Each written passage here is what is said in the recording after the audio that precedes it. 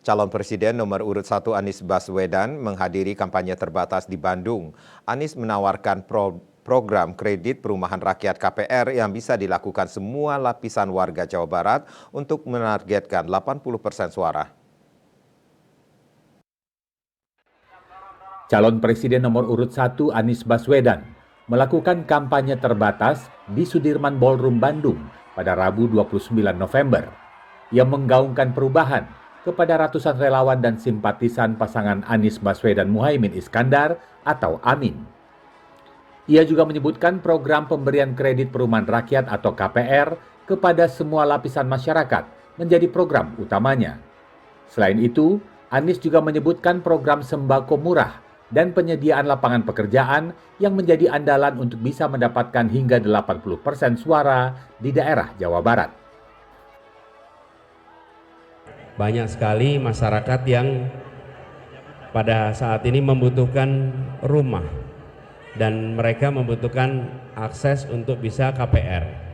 Tapi KPR kita itu KPR yang belum memfasilitasi semua. Mereka yang bekerja di sektor formal mudah dapat KPR, tapi mereka yang bekerja mandiri, mereka yang informal, non formal itu kesulitan. Jadi kita ingin itu rencananya mau diubah.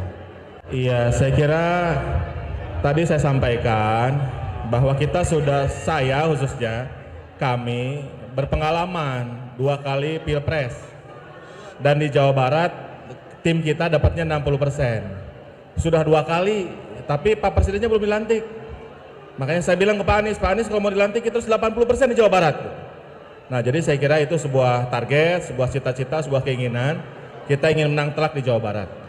Ya, jadi seberapa yakin? 100% kita yakin insya Allah. Dengan izin Allah, tidak ada yang mustahil. Ya. Yang penting kita semangat. Provinsi Jawa Barat menjadi daerah dengan jumlah pemilih terbanyak di Indonesia, mencapai 35,7 juta pemilih. Dengan kemenangan telak hingga 80%, akan menjadi modal kemenangan pasangan Anies Caimin. Anies Baswedan pun meminta relawan dan simpatisannya untuk berjuang, mengawal dan memenangkan pasangan Amin hingga di waktu pencoblosan 14 Februari mendatang. Dari Bandung, Jawa Barat, Dian Hardiana, Kantor Berita Antara, mewartakan.